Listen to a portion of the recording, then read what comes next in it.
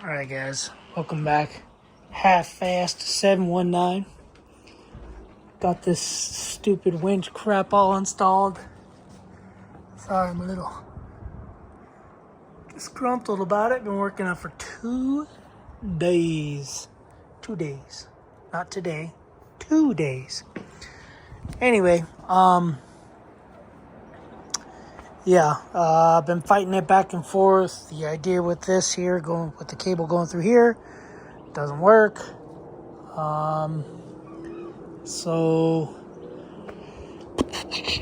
still kept with the same idea. Putting the pulley in here, putting the winch in there. I got rid of about, 30-40 feet of cable in the winch. Ended up running wiring from the fuel cell under here, or fuel, whatever you want to call it. So, see the green and brown wire. So I got power coming out of there, and then what I'm going to do, I got to get another battery. I'll probably get like a motorcycle battery or some sort of AGM battery, maybe from Harbor Freight. So we'll go down with the beds, then you'll be able to see in there, even though I just brought the beds up. So that'll work. So you can see in there, got the wiring.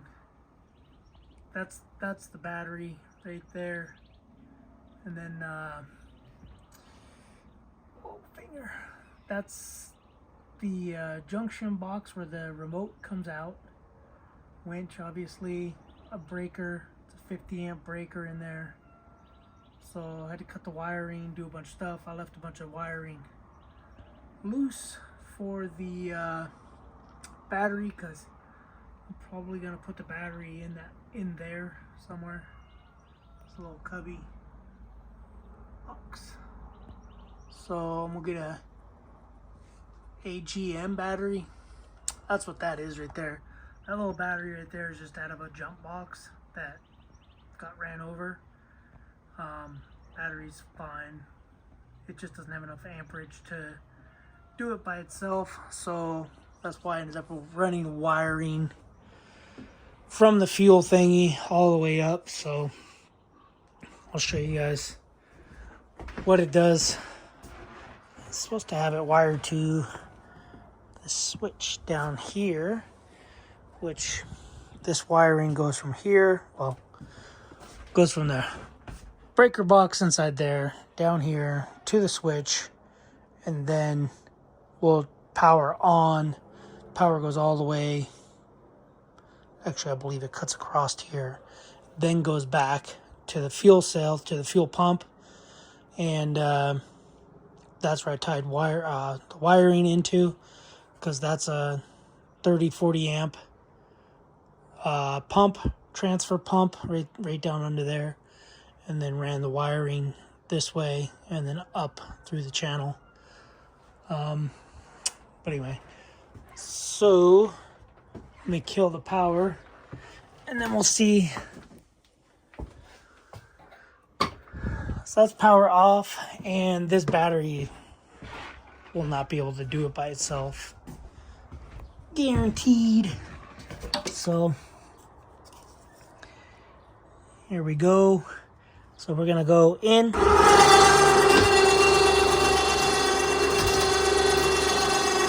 Okay, I'm a liar.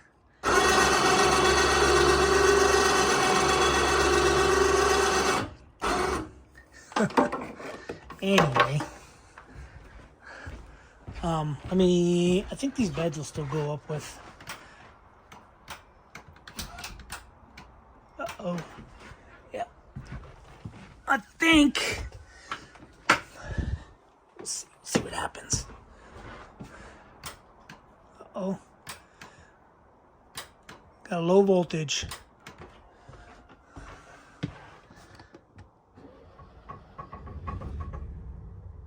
this again.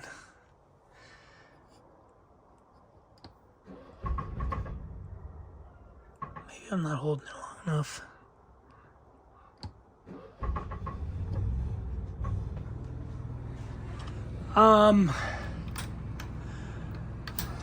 Yeah, I don't know. I don't know what happened, but I can't go too low because of the table over there on the left. But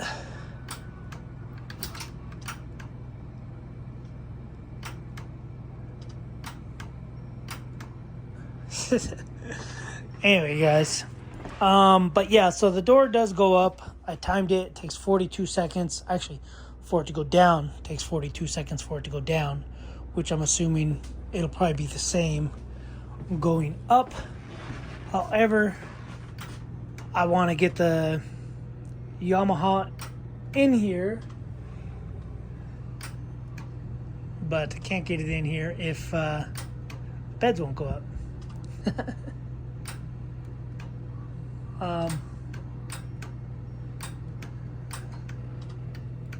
Yeah, so is what it is. I had this problem when I first got the trailer. Thought I got all the bugs worked out of it. Ended up lubing the chain, but I guess it's more than that. So anyway, I'm gonna pull the Yamaha in here, and then I'll shut the gate. Pretty much done for today anyway, because I've been outside dealing with this madness pretty much all day. So anyway, let's fire the Yamaha up and drive her in.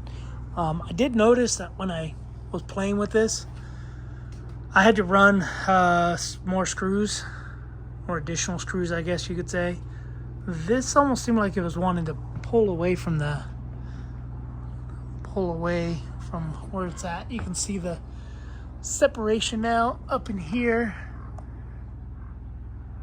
which I'll have to reseal, but I ended up pulling, I guess this whole thing is this whole frame is a separate deal, but ended up pulling it all back and running bigger screws because it just had these smaller screws in it. So I ended up running bigger screws into the aluminum framing. So, and then I also tried to paint this red, and yeah, whatever. So let me get this bad boy in here. I want to go for a ride, but maybe I'll go ride tomorrow or something. So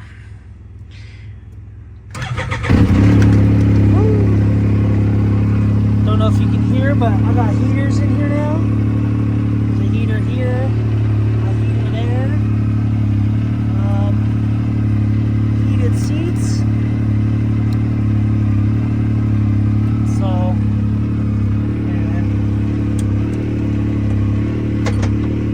this thing up in here.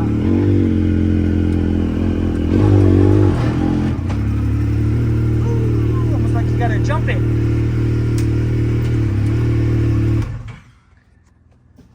So, this is my plan of everything. Getting in, getting out. My plan is actually not to have this bad boy in here. The plan is to have it in the garage. But anyway, let's see. So, let's see what we got. This remote winch right here, on off. Hold it for 3 seconds and retract. Let's see if this is a fail or not.